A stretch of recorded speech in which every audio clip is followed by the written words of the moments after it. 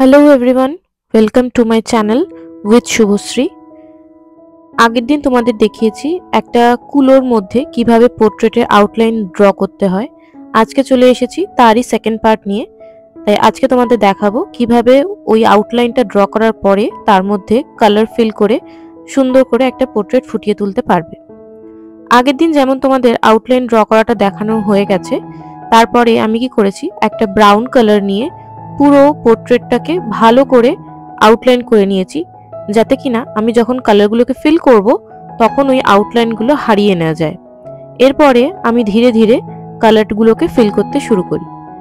আমি যখন পোর্ট্রেট আঁকি, বিশেষ করে এই ধরনের কোনো রকম আনইভেন সারফেসে, তখন আমি যেটা চেষ্টা করি, পোর্ট্রেটের মধ্যে বা মানুষের মুখের মধ্যে যে ডার্ক কালারগুলো থাকে সেইগুলোকে আগে ভালো করে রেকগনাইজ করে মার্ক করে নিতে, তারপরে লাইট কালার দিতে, এবং সবার শেষে দুটো কালারের মধ্যেকার কালার, মানে হাফ টোন বা মিডল টোন যাই বলো না কেন, সেটাকে দিতে। এরপরে যেখানে যেমন প্রয়োজন স্কিন কালার বানিয়ে সেরকমভাবে কালারগুলোকে ফিল করতে থাকলাম। স্কিন কালারটা তৈরি করার জন্য যে বেস কালারটা প্রয়োজন হয় সেটা হলো হলুদ, লাল এবং সাদা। এই তিনটে কালার মিশালেই যে আমাদের বেস স্কিন কালার সেটা তৈরি হয়ে যায়, এবং তারপরে সেটা প্রয়োজন অনুসারে হালকা এবং ডিপ করার জন্য সাদা হলুদের পরিমাণ বাড়াতে হয়, তাহলে হালকা হয়ে যায়, এবং ওটাকে আরও ডার্ক করার জন্য তার মধ্যে বার্ন সিয়েনা বা ব্রাউন কালার মেশাতে হয়।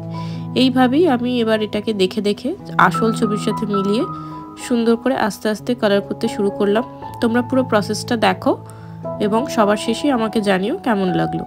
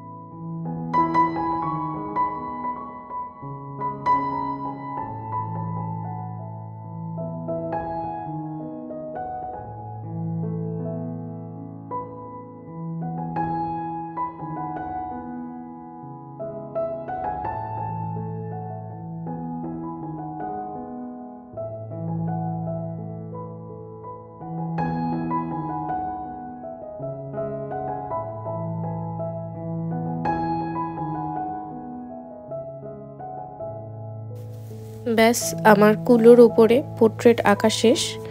আমার তো দেখে বেশ ভালোই লাগছে। এবার তোমরা বলো কেমন লাগলো। যদি তোমাদের ভালো লেগে থাকে এবং তোমাদের একটু হেল্প হয়ে থাকে তাহলে ভিডিওটাতে একটা লাইক, শেয়ার আর একটা সাবস্ক্রাইব করে দিও আমার চ্যানেলে। দেখা হবে পরের কোনো ভিডিওতে। বাই।